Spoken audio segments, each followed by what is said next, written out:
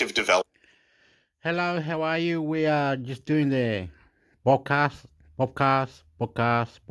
I was meant to put the food that I've recorded, but I'm doing the podcast. This one's the Google one, but we'll see what they talk about. If we don't like it, we can change it, or it's easy. Um, every time you hear me intermix a hector, that's my YouTube channel. Every time you hear me intermix hector, I'm family generated, family food, eating food, whatever. Anyway, beautiful. I mix it and mash up or whatever. I stop it whenever, and you go, fuck, come on, Hector.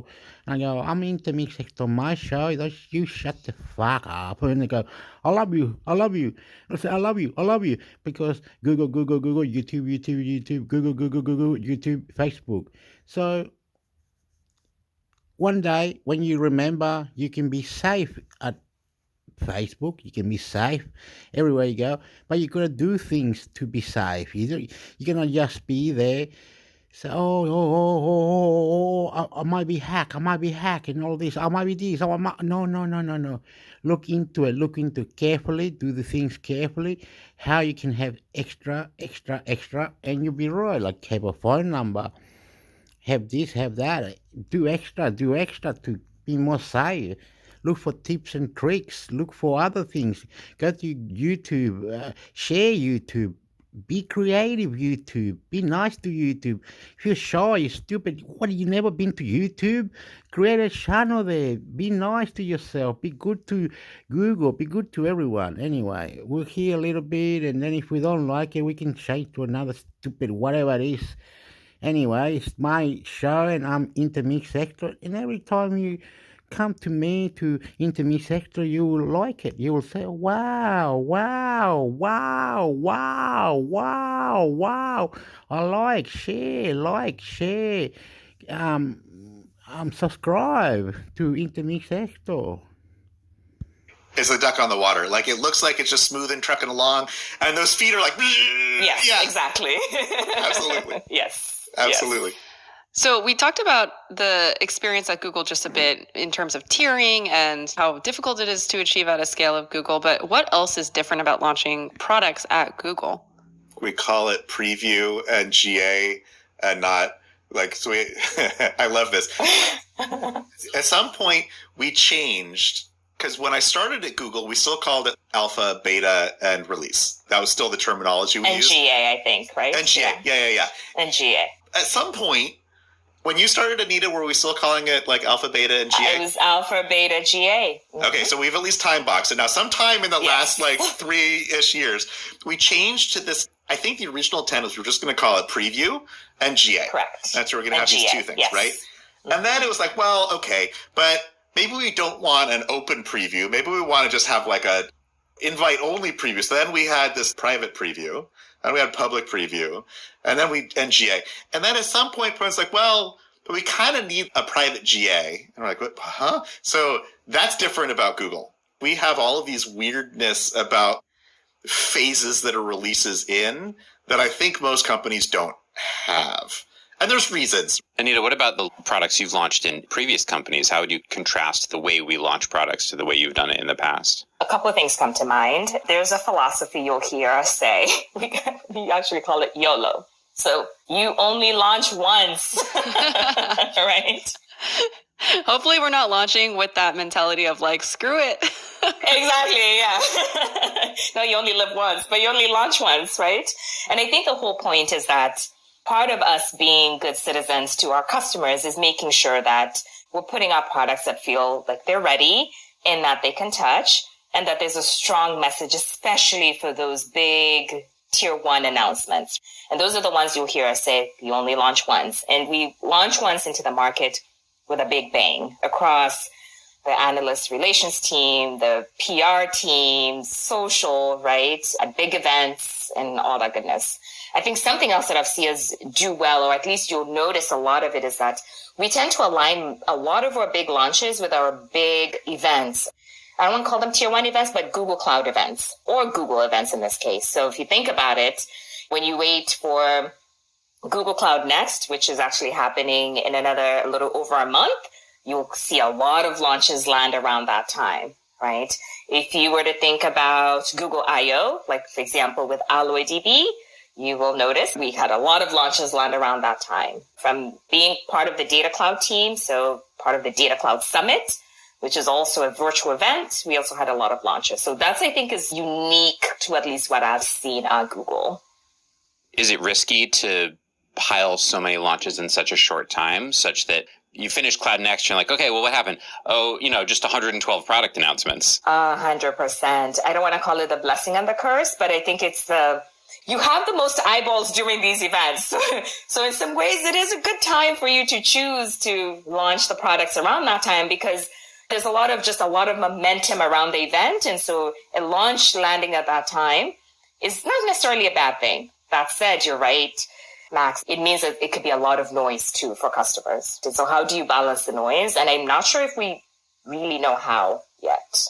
So, Anita, after you have had done one of those launches, whether it's tier 1 or one of the other numbers, what are you looking for to measure success or to validate that you and your team did the right thing to help that launch?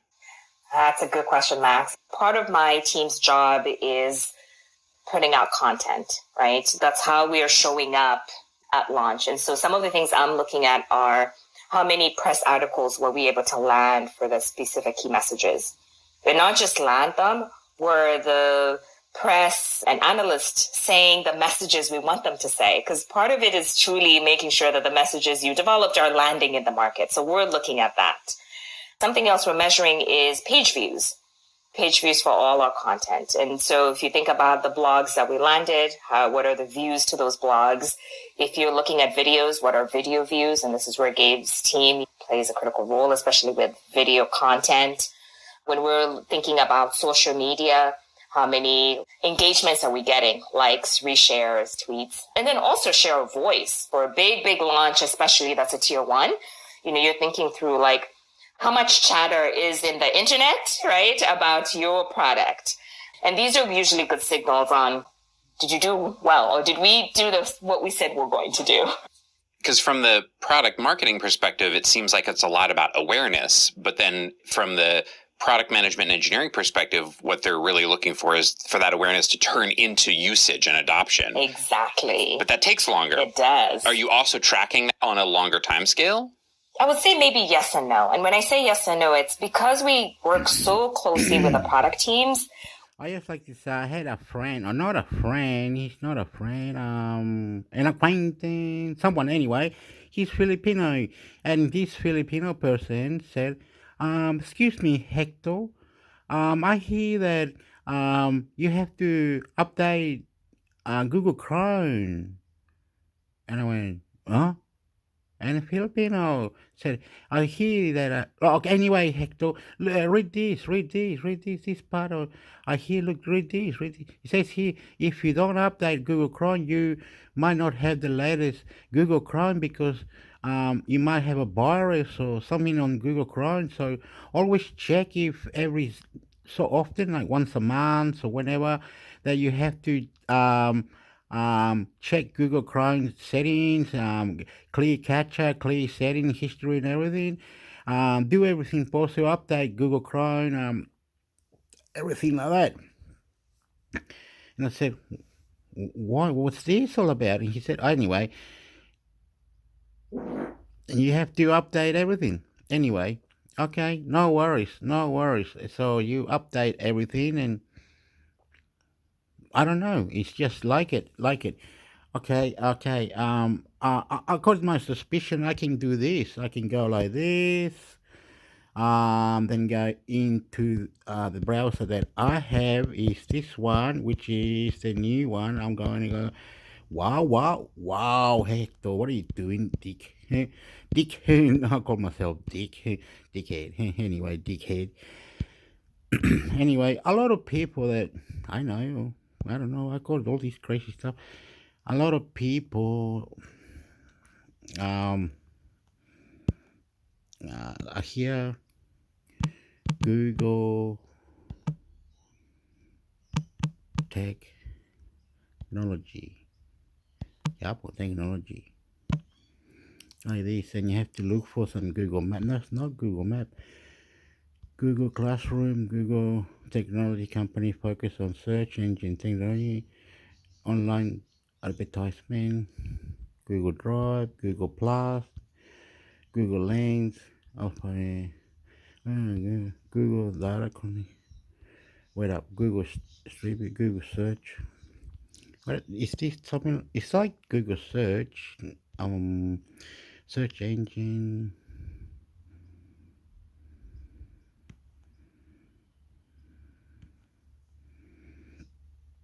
And you go software system.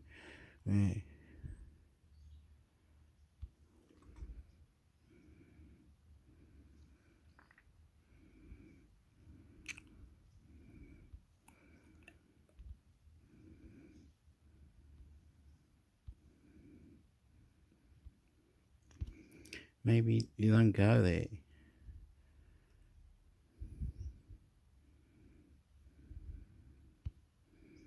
Maybe go like this, or maybe go into that.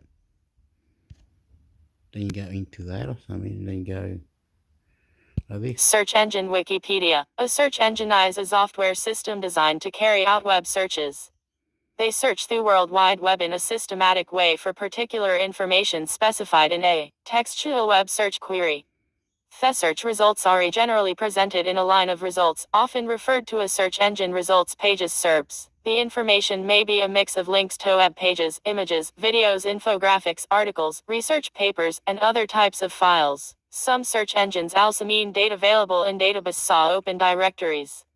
Unlike web directories, which are maintained only by human editors, search engines also maintain real-time information by running an algorithm in a web crawler. Any internet-based content that can't be indexed and searched by a web search engine falls under the category of deep web. The results of a search for the term lunar eclipse in a web-based image search engine history edit timeline full list 1993 W3 catalog active. AliWeb inactive jump station inactive www.worm inactive 1994 web crawler active go.com inactive redirects to Disney Lycos active infoseek inactive redirects to Disney 1995 Yahoo search active initially a search function for Yahoo directory DOM Okay. active Magellan inactive. Not that. You gotta get off that. Get off that. You wanna have you get new tab. Okay.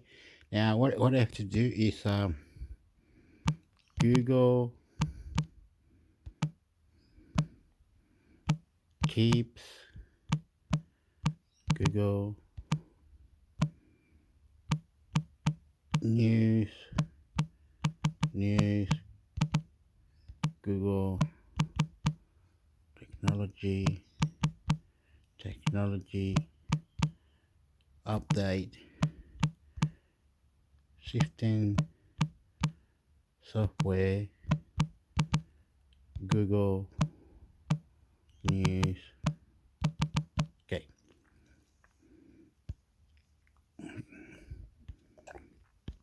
We want to go further down until we get sick of this shit.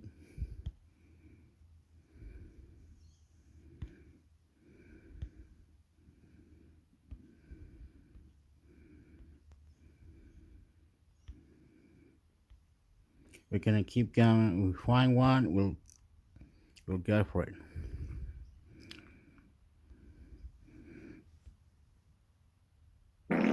Oopa.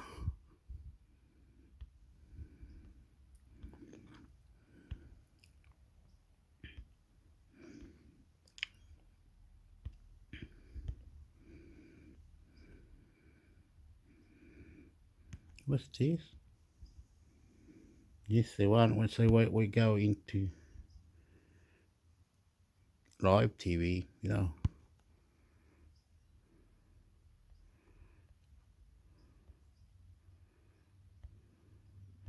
Where's technology? Have we done something wrong? Have we? Have we done something novel? Any of that?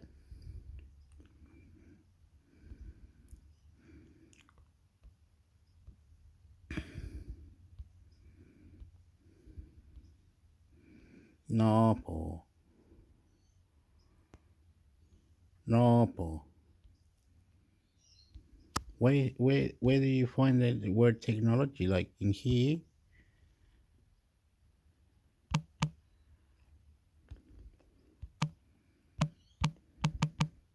Like that, do you?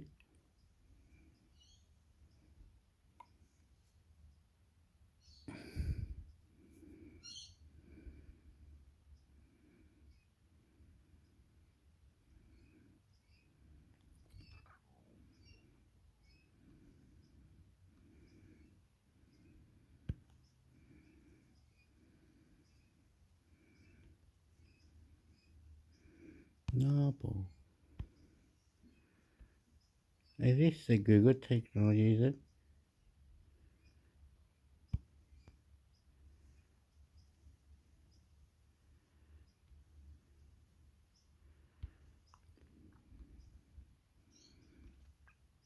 What's this? It's gone to this one, that's it? Like,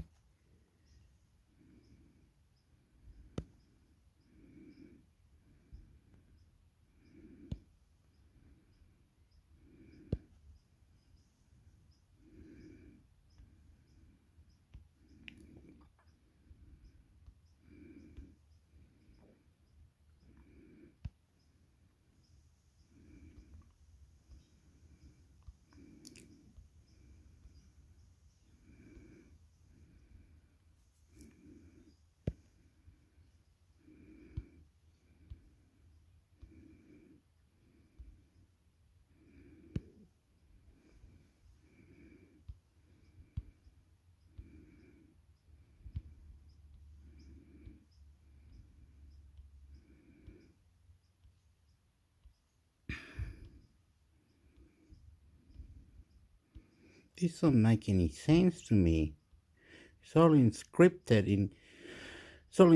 in different little forms, and it doesn't make sense to me. That's not right, Hector. So can we copy that shit? Like, stop it. Stop it. Can we copy that? Stop it. Can we copy that? Or is that something? What? Stop it. Stop it. Stop it. Come on. Like that. And then from here, go there. Like that. Then copy that. Copy it. How do we copy that? Ah, you fucking idiot. Copy it. So there, copy that. Now get out. Now up here. Go up here. Get rid of that, please. Paste. Then go like this. I know it's gonna. Then we. Oh, come on. Oh, what are you doing, man? What are you? Oh my god. Fucking incredible this is. Paste. There. Yeah. Slowly, slowly, slowly. Catch a monkey. Slowly, slowly. What is this? Slowly, slowly, slowly. Slowly, slowly. When you find one that, what's this? Gizmodo. My eyes are blurry today. This morning. Slowly. I'll soon get there.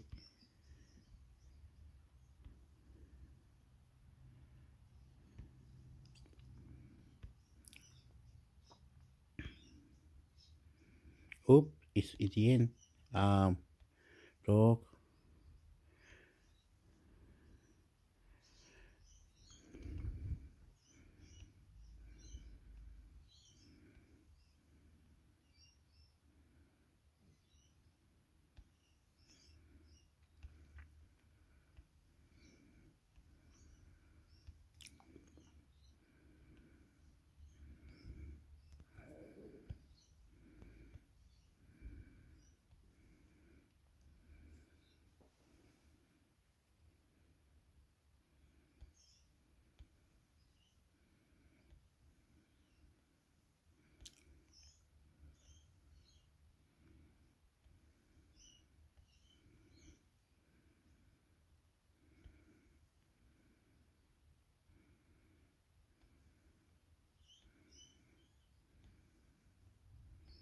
Maybe what's that one I was just having? The Guardian.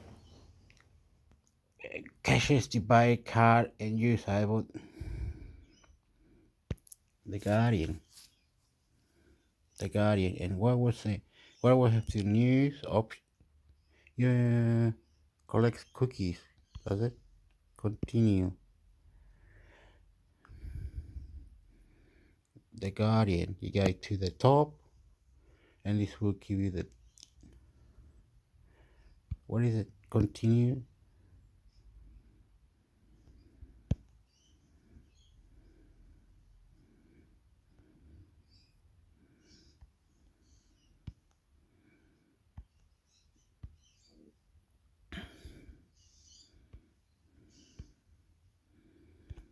So, political live with Amy.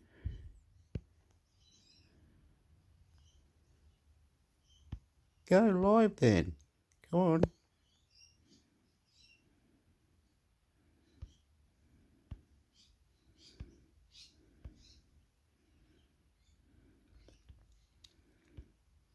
What's all this shit?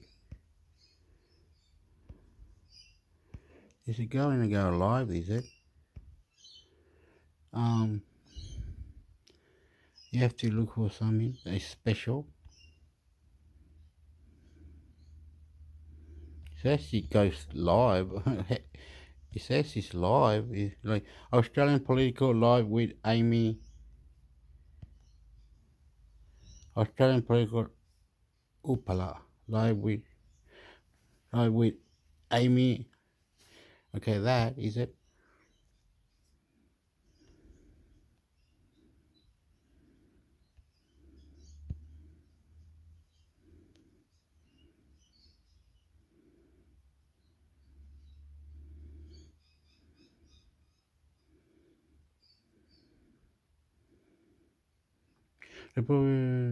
Okay, you say let's copy that now. Now then you have to go up here, and then release that and paste, and then and Google will find that it just will go live. This guy is live now.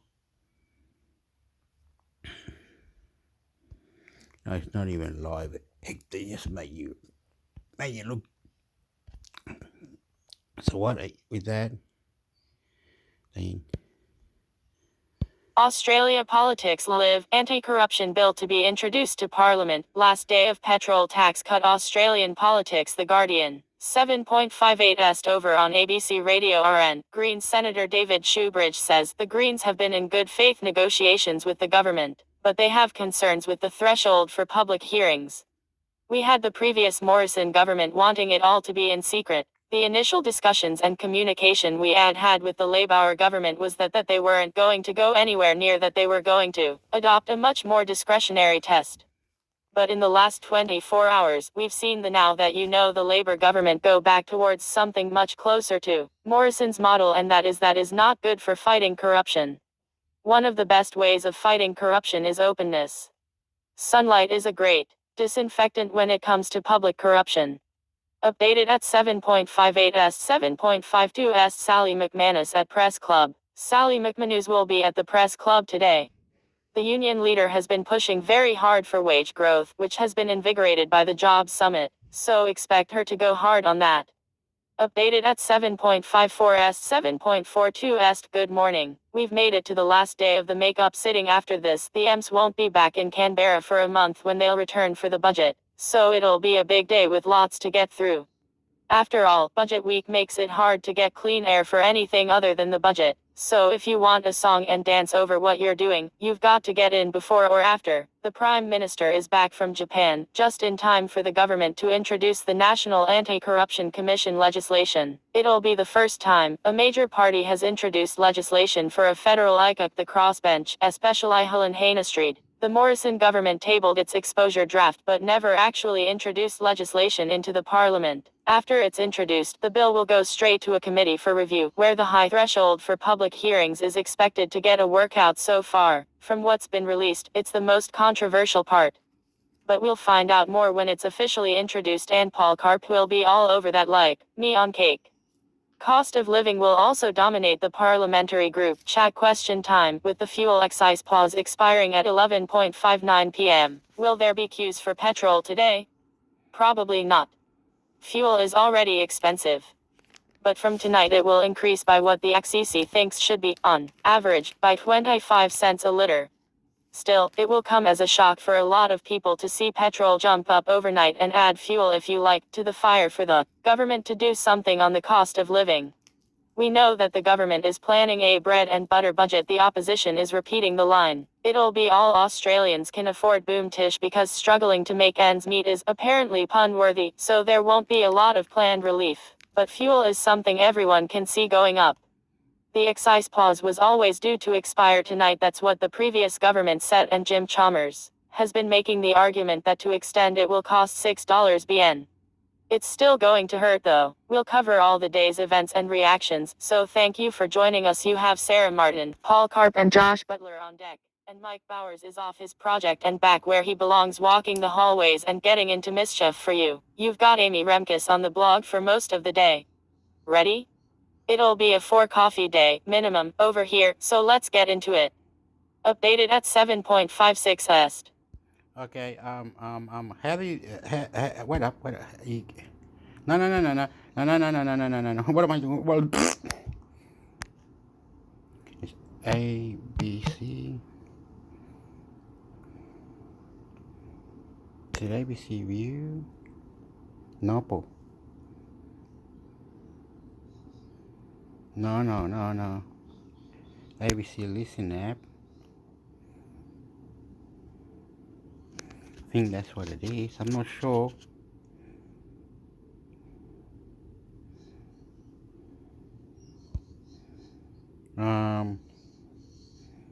Search.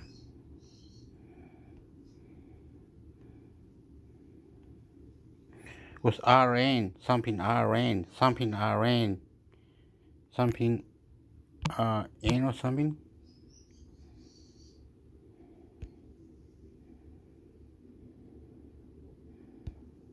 This is ABC News.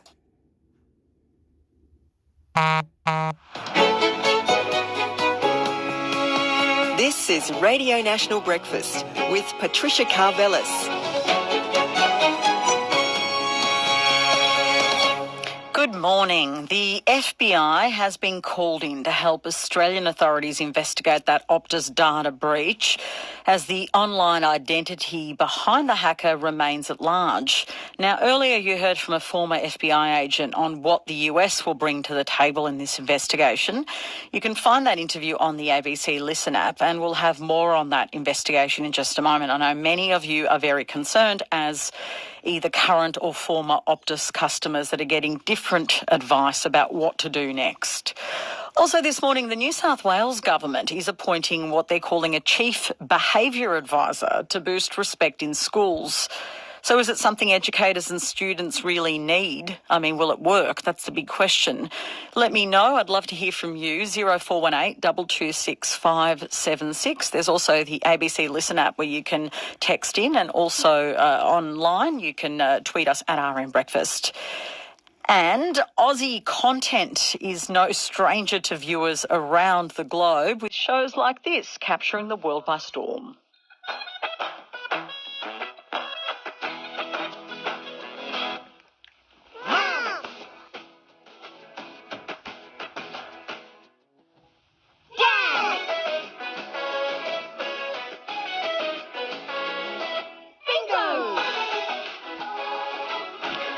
Major streaming services were in Canberra this week putting their case against introducing any local content quotas on their streaming platforms. So, do you think quotas are needed? I mean, there are strong views on this, that some really pushing for quotas, others saying, look, the industry's doing fine with Australian content without them. 0418 226 576 is the text line. You're listening to ABC RM Breakfast. It's 7 minutes past 8.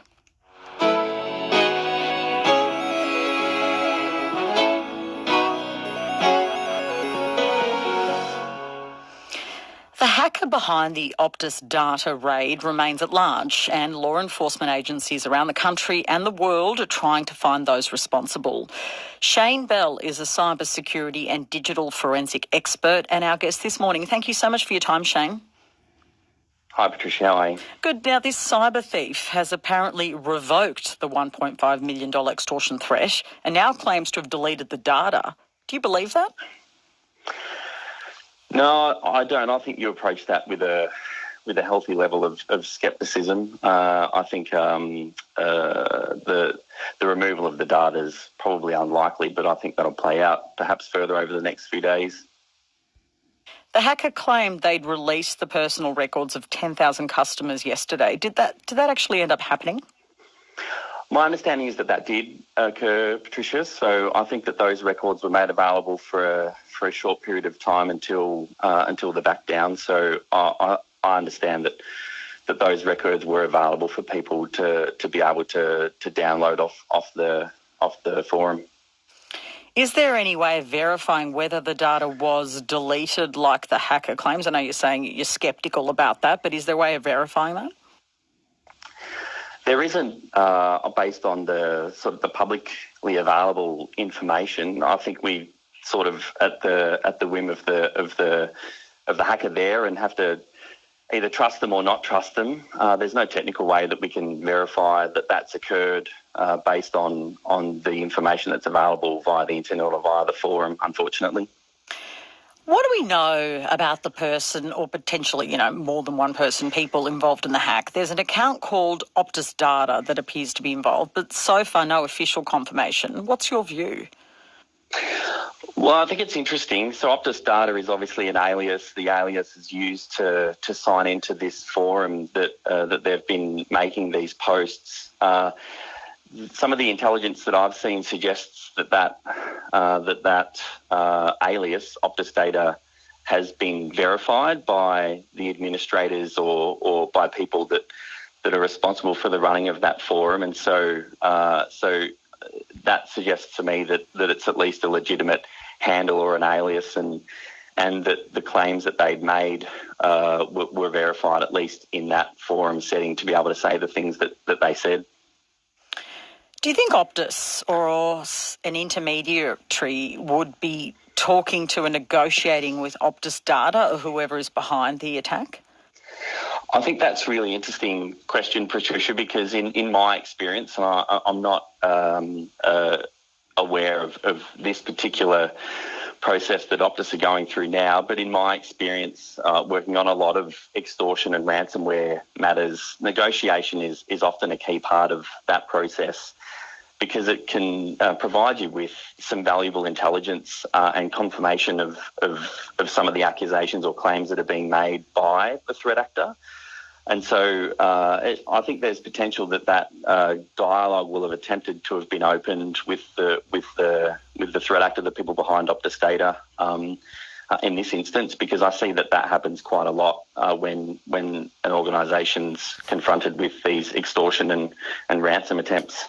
Now, you don't negotiate ransoms, but you've supported those who do by providing technical information. Why is conversing with criminals important? What can it reveal?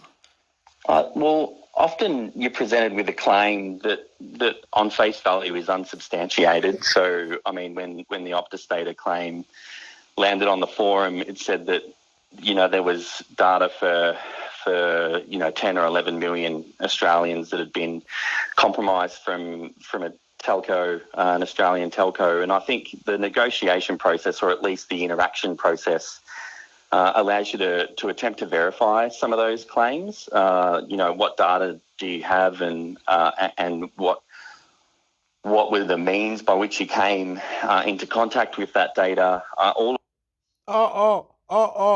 This is the ABC News Stream. What happened? The Australian Federal Police has launched what it says will be a complex and lengthy investigation into the Optus cyber attack. So, what's involved in an operation like this, and what's known about the attackers so far?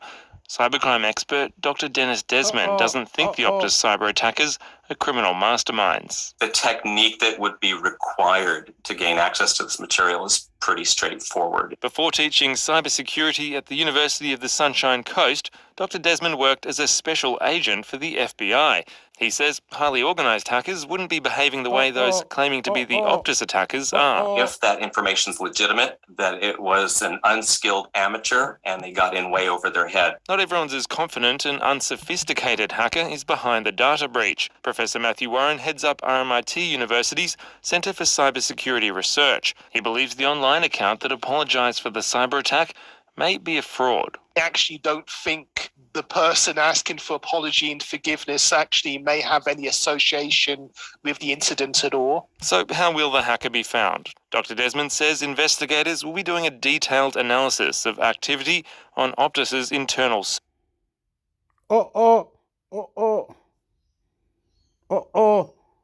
Not working.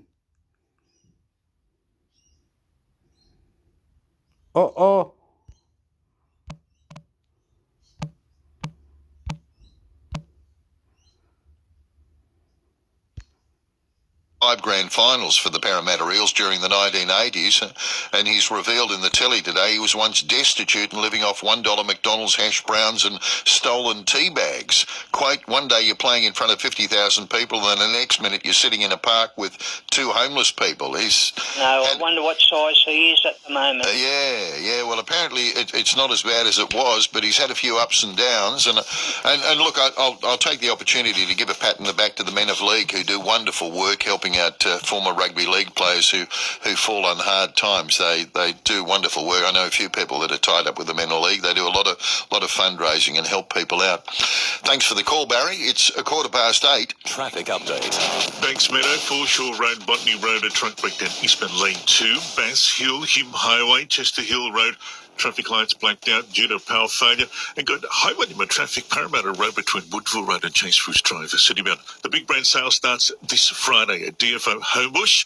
Shop big deals from brands like Calvin Klein, Tommy Hilfiger, Versace, and more.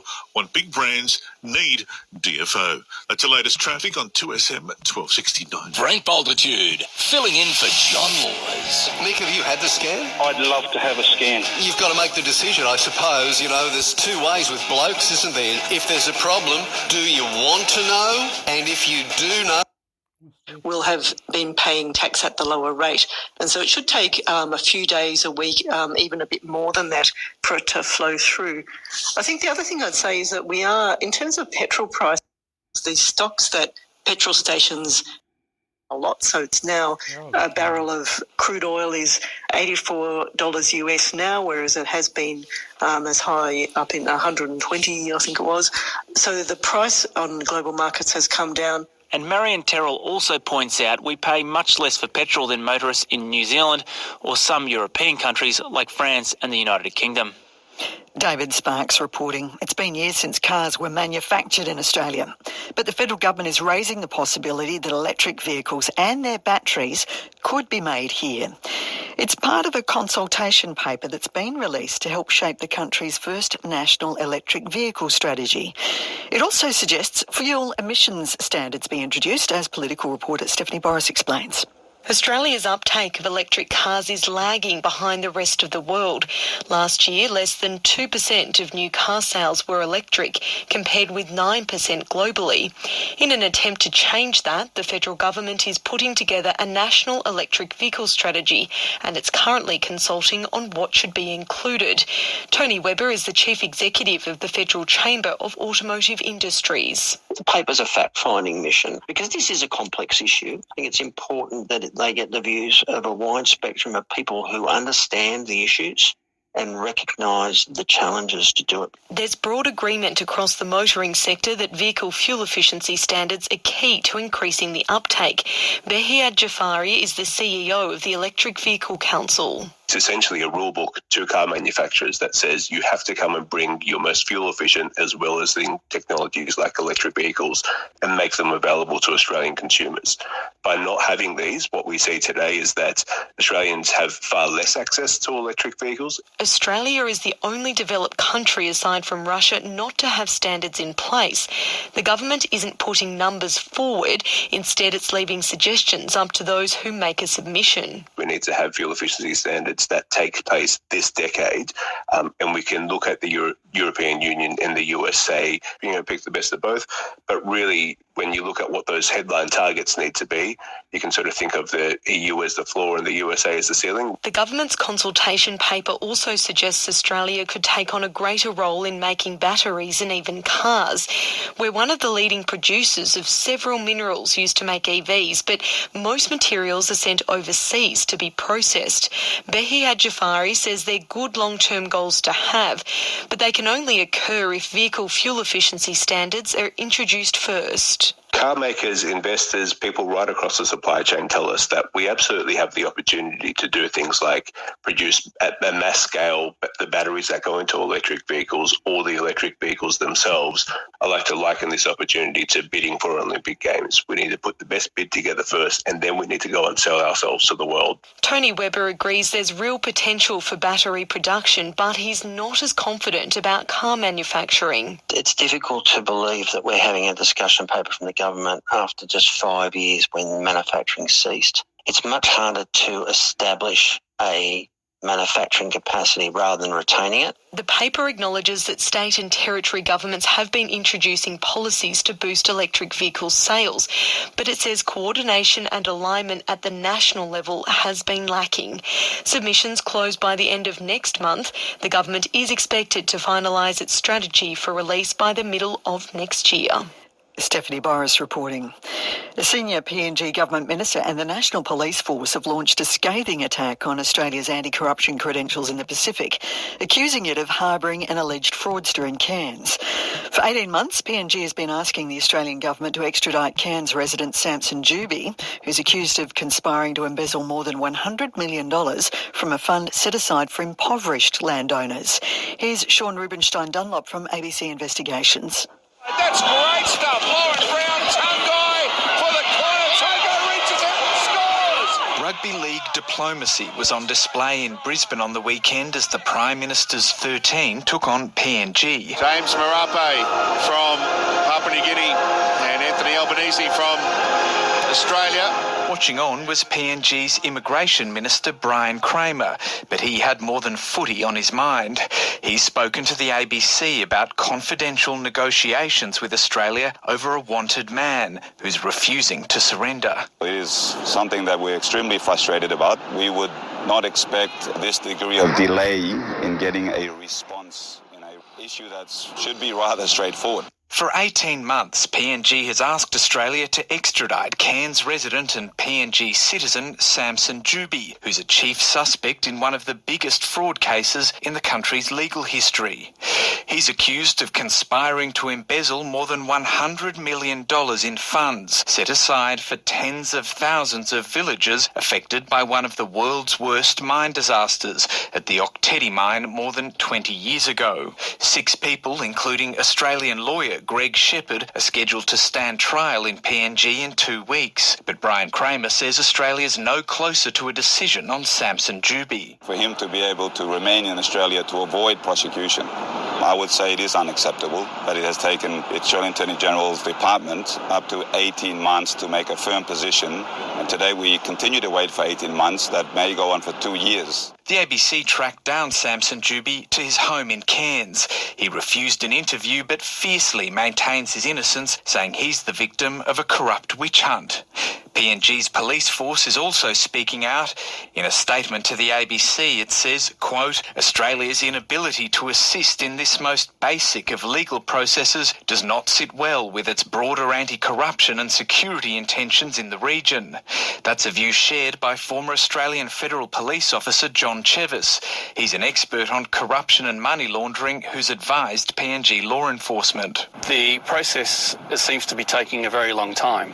Now, These sorts of mutual legal assistance requests are notoriously slow, but this is now being played out in a very different security environment to that. Again. This year's been a roller coaster, and not the fun kind. Business, no. It's a dangerous time not to know your numbers. That's why you need NetSuite by Oracle. Over 31,000 businesses have the confidence they need. NetSuite is offering a one-of-a-kind flexible decades of progress. Efforts to improve them are running up against the physical limits of matter itself. So how can an increasingly digitized world overcome this problem? On today's show, Dr. Brian Michael Murphy, the Dean of the College at Bennington College, who's got a new book out on this topic, joins us after these headlines.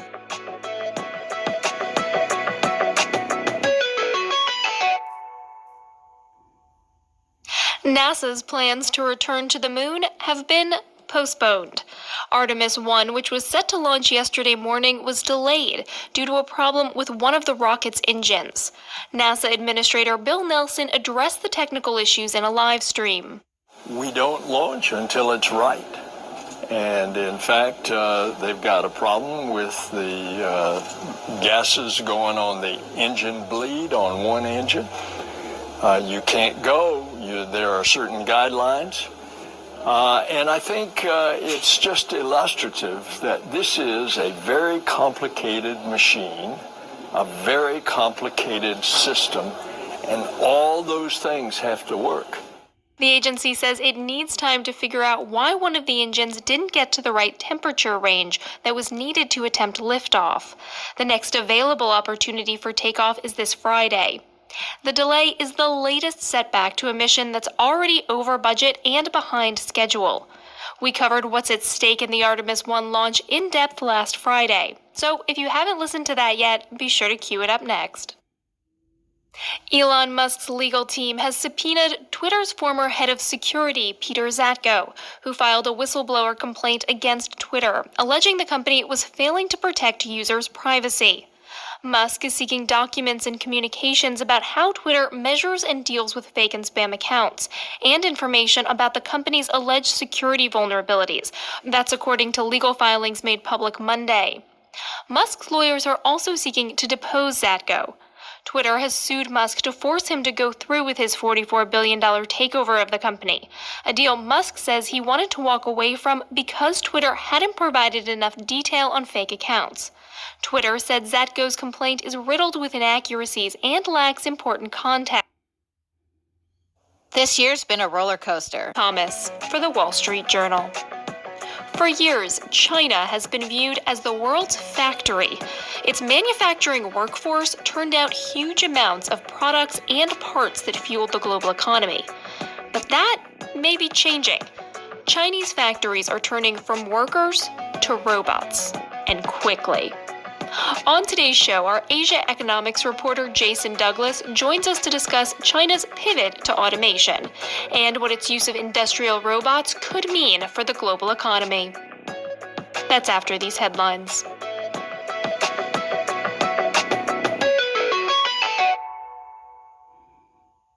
As businesses look to reduce their headcounts without announcing major layoffs, we report exclusively that more tech companies are encouraging workers to apply for new jobs internally or leave. Meta has started reorganizing departments, giving affected staffers a limited window to apply for other roles. That's according to current and former managers familiar with the matter. A Meta spokesman referred to CEO Mark Zuckerberg's statement in July about reallocating resources towards corporate priorities. Meanwhile, Google has also required some employees to apply for new jobs as it reduces staff in some departments. Groups of workers from the cloud division and Google's startup incubator Area 120 have separately received notices this year that they have set lengths of time to find new roles internally or else leave. A Google spokesman said almost 95% of employees who expressed interest in staying with the company found new roles within the notice period. A lawsuit in New York could give some insight into a long-running debate about the world's largest stablecoin, Tether. A judge there has ordered Tether Holdings, which issues Tether, to produce financial records, including balance sheets and income statements, along with documents to establish sufficient reserves for the stablecoin. The documents are being requested as part of a lawsuit alleging the company conspired to inflate the price of Bitcoin. But they could also provide information about the quality of assets supporting Tether. A Tether spokesman said the judge's order was routine and that the conspiracy claims are meritless. Hertz has agreed to buy up to 175,000 electric vehicles from General Motors over 5 years. Rental car companies like Hertz have been adding EVs to differentiate their fleets and add to their premium offerings. Hertz and GM said the first orders are set to come next year. They'll be for Chevy Bolts, but Hertz will also be ordering EVs from across GM's 4 major North American brands: Chevrolet, Buick, GMC, and Cadillac. Speaking of EVs, strong demand, particularly in China, is pushing the price of lithium to record highs. In China, the price of lithium carbonate, a key component in EV batteries, is almost 4 times higher than it was a year ago, according to Benchmark Mineral Intelligence. The higher prices are leading automakers to intensify their effort to lock up supplies of the metal, and it's raising concerns about a possible shortage. And staying with China, tensions between it and Taiwan are putting the island's 14 submarine internet cables under threat. Experts believe if China got into an armed conflict with the island, it could target the cables or the landing stations that connect the cables to the land. To repair any damaged cables, Taiwan would need help from private companies and nearby countries, but security analysts say that would be unlikely amid a conflict. Here's Kenny Wong, CEO of Taiwan Network Information Center, a nonprofit that works with the government to coordinate cybersecurity research and response. It's questionable if any maintenance operator willing to repair the cable, because in the wartime, I believe that will be very tough for them to do that kind of maintenance. So, Taiwan is looking to protect itself by laying more cables to beef up its network. It's also looking to create a backup with low Earth orbit satellites like SpaceX's Starlink. China's State Council Information Office didn't respond to a request for comment. Speaking of China, it's quickly building out its robotic workforce. What's behind the push for automation now? Okay, I'm gonna put this other episode. Anyway, I'm gonna talk about something. It's going to keep. Anyway, it's about that people that work at Microsoft or work at Google, work in the internet companies. They're all leaving because they don't like it or something. And some go to YouTube. Apparently, it's funny, eh? This is one I can't remember his name, and he goes to YouTube. They go to YouTube. Anyway, oh yeah, something about downloading anything from the internet. There is a booster.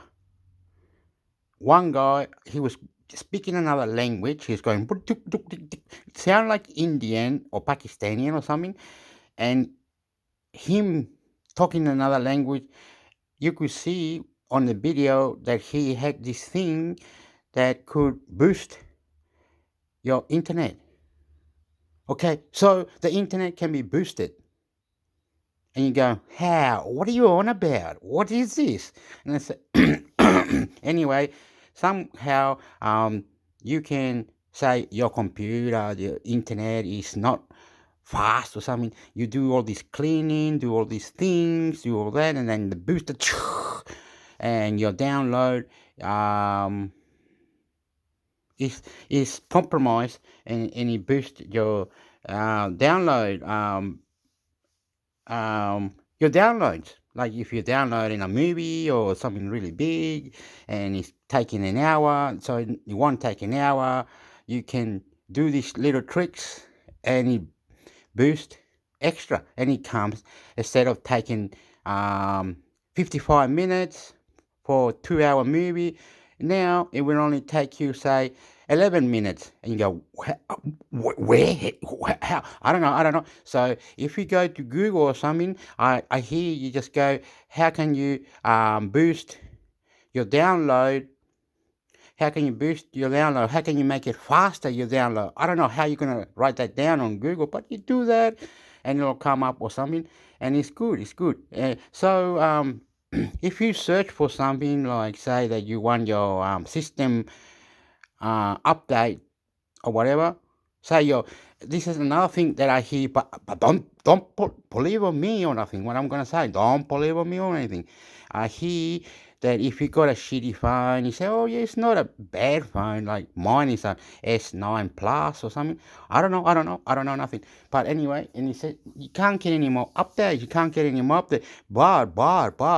But it's like you're gonna have to root your phone. But you're not rooting your phone. You just there's a thing that does system update, and you put this thing in there, and you go, and you gotta be quiet. You can't tell anyone about it. It's like a secret, like a secret.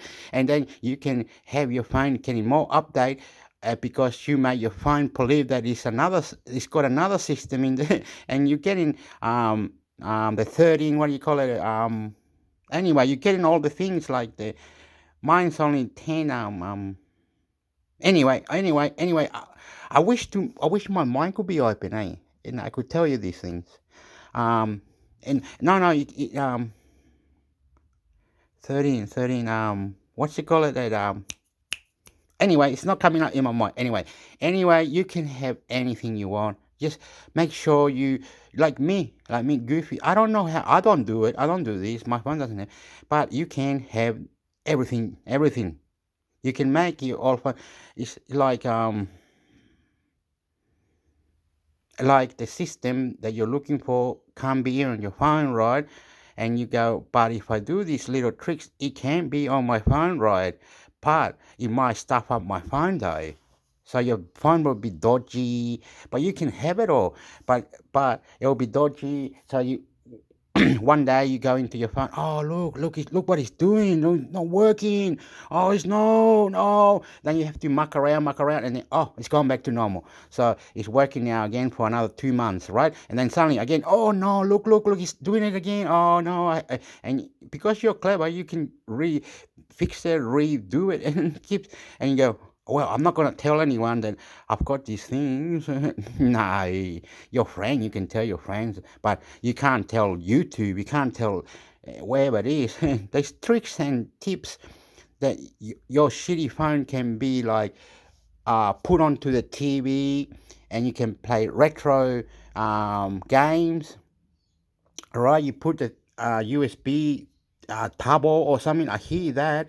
I saw it on YouTube, and I saw it on the website that the guy put the thing on the bottom. Hello?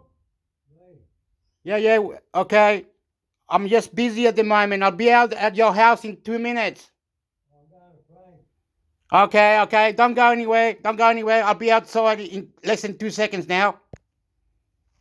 Get back to doing what you love. At MoneyTech, we believe in more. It's what we're all about. Since 2003, we have been helping businesses flourish with more finance to help you grow, more expertise to make sure it happens, more inventive financial solutions to make things simpler.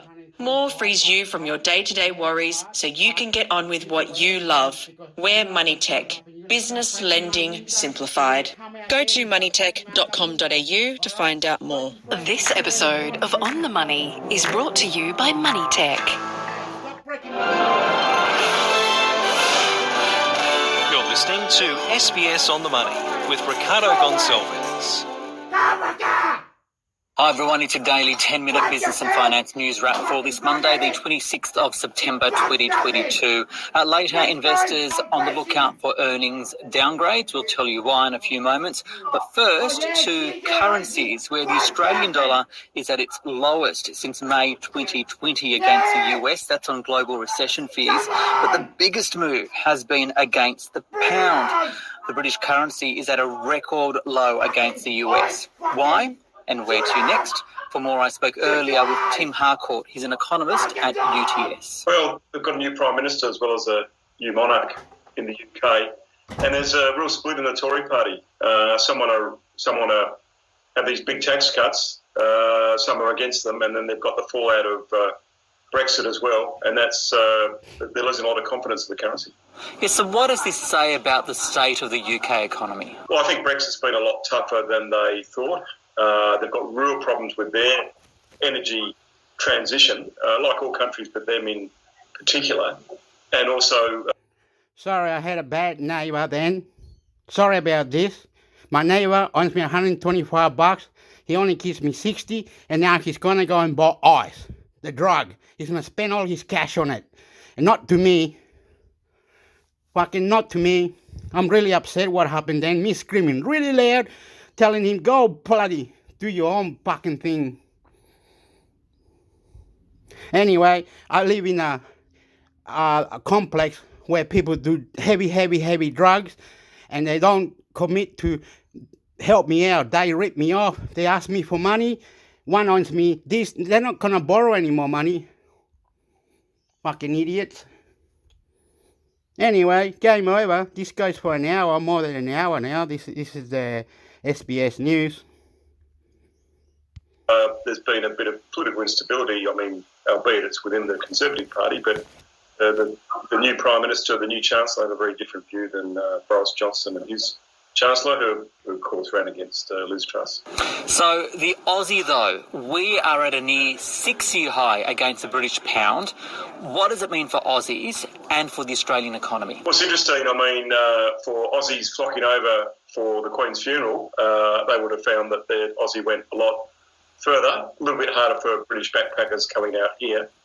In terms of exports, well, about 3/4 of exports also imports. So we find, like with the free trade agreement with Britain and Australia, a lot of them are the same people exporting and importing. So there'll be, a bit of swings and roundabouts on that side of the equation. And finally, what do you see for the Australian dollar? Where is it going against the pound and the US? And ultimately, what's driving all of this? Is it really the fact that the US is lifting interest rates at a very fast pace? Yeah, look, I think you've hit the nail on the head, Ricardo. I think people fly to US currency when interest rates are high and they're uncertain about the overall world environment.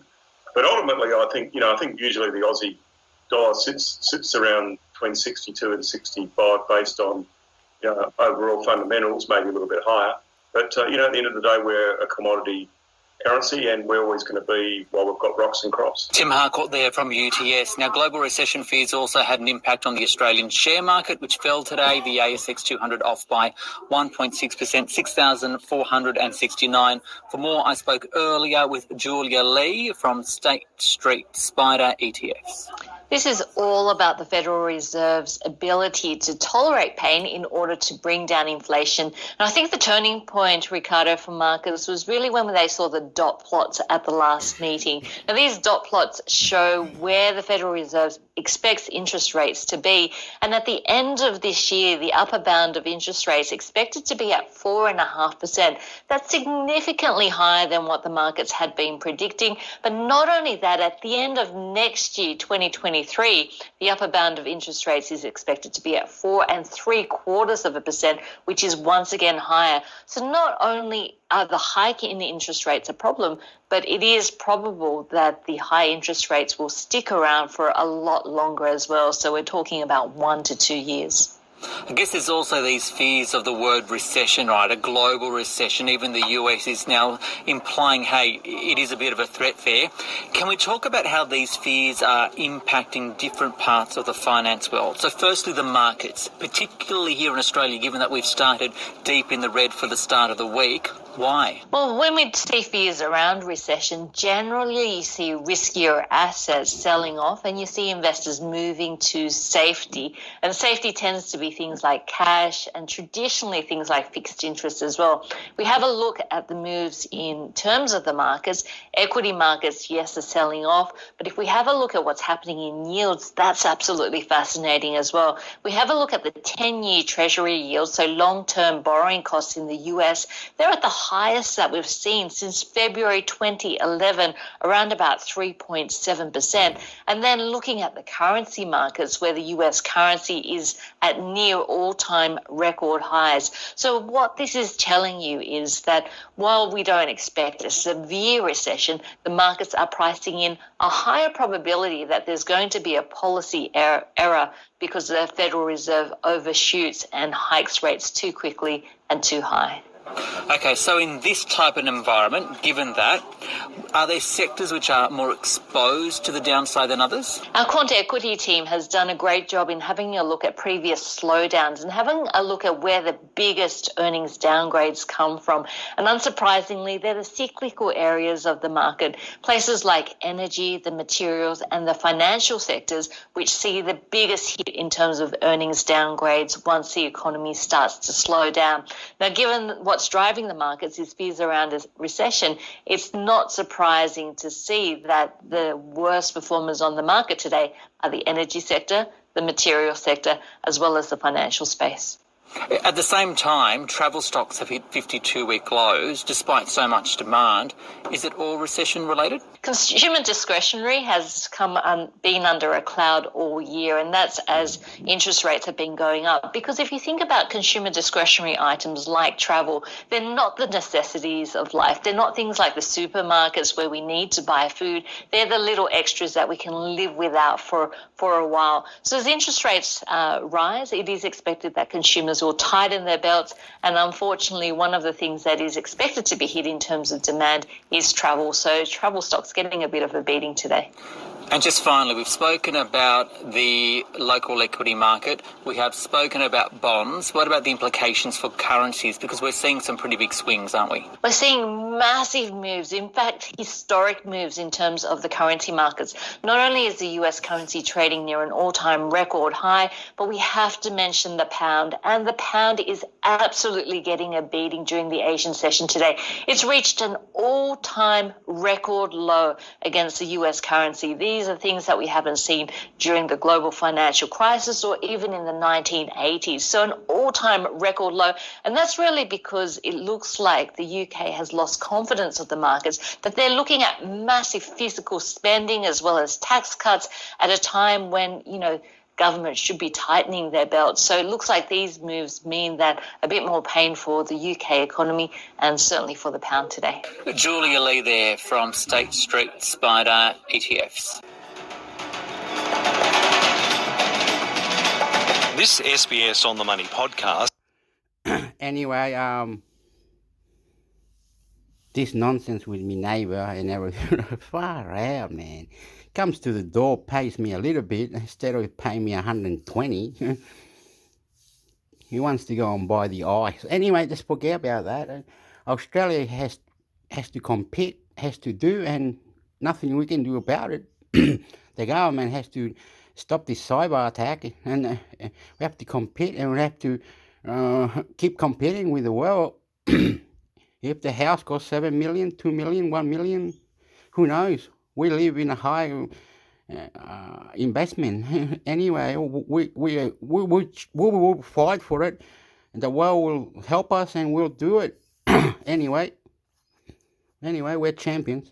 Subscribe to me, and I don't really know. I have to do things today. I'm nuts. I'm crazy or something. This is nuts. Oh, this is how I live and how I do it. I'm intermix, Hector, el chileno. Come, viene aquí, los culiados están al lado tomando droga, weón, y no me pagan como debería ser. No importa la weá. Anyway, adios, amigo. Goodbye. See you later. Subscribe to Intermix, Hector.